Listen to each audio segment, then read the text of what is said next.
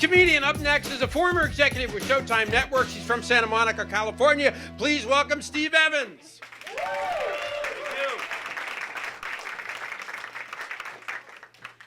I recently retired.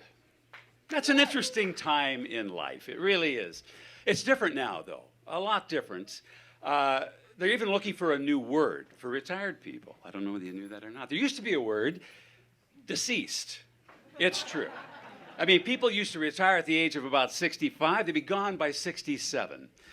And the government, they look at those days as like the good old days, you know, because that's when things like Social Security and all those programs, they really work because nobody actually used them, you know? But now people are living on and on, so they're looking for a new word. And the Madison Avenue people, you know, the ad guys, they came up with a great one. It's geriactive.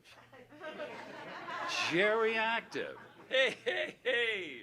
I'm not getting old, going bald, losing my teeth, losing my mind. No. I'm geriactive. Which sounds just awful when you think about it. I prefer something like geezer, you know, something with a little gravitas. There's Steve, the geezer. Geriactive. Now, if you, this crowd looks like you're in good shape. You look like you're going to live to a ripe old age. If you want to know what's in store, if you want to know what it's like getting old, just go to any movie theater on a Saturday afternoon and check out the matinee crowd. I like to go to the Landmark over in West LA. I like to go there because even I feel young at the Landmark on a Saturday afternoon. Everybody they're about 90. You know, they got all the gear, too. You know, they got the walkers, they're out there, they got the cane, you know, and they're dragging around their bottles of oxygen, which is great, you know, it gets them out of the house. But getting into the men's room is a little problematic, you know?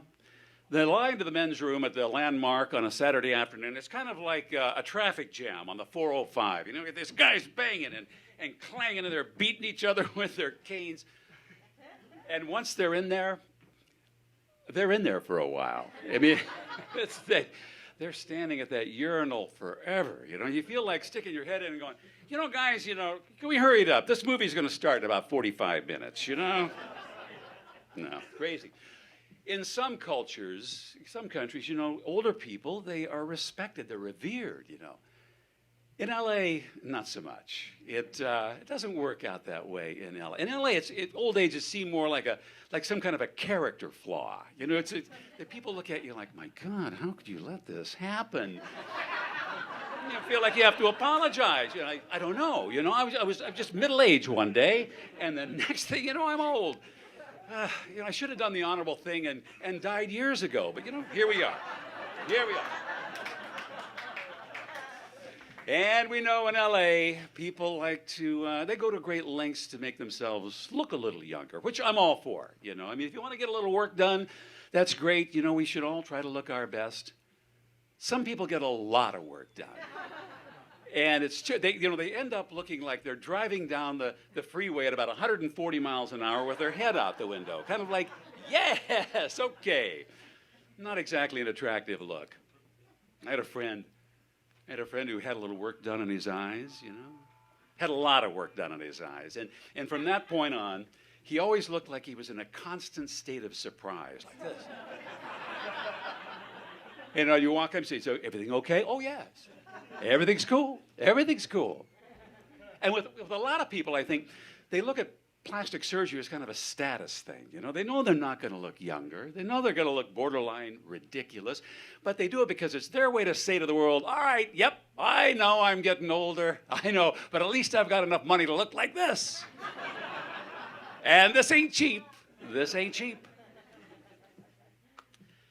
In a couple of weeks, I'm going to be going to my 50-year high school reunion.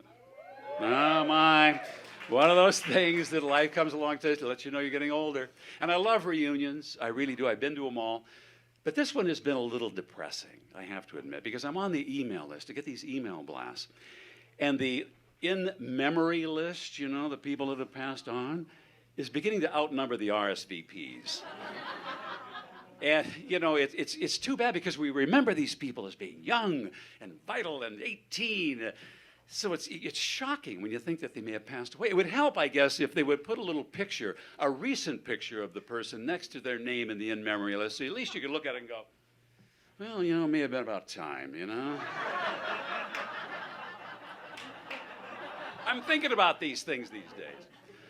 Yeah, you know, people get all kinds of crazy ideas when they get older. They think, you know, I think I'd like to retire and spend time with my grandkids. I don't know. Does that work out really? Well, I guess it maybe at some point. You have a lot in common with your grandkids because at some point, you know, you are both eating soft foods. You're both peeing your pants, and you both have to be in bed by 9. It could be a, you know, perfect relationship. And some people, of course, get religion toward the end. You know, I'm not sure whether they really become true believers or they're just doing the math. You know, they think, oh, yeah, okay, well, I have been a selfish, non-believing jerk for about 70 years. If I get religion now, maybe I can beat the game. Which could work, I guess, unless God is up there prorating, you know? You may meet God at the pearly gates and he goes, oh, I remember you. You were that a-hole for 70 years. And not a bad person for the last 7. I guess, let's see, you're going to get about 10% of our heavenly experience. You all have been a slice of heaven. Thank you very much. Live long and prosper. Steve Evans!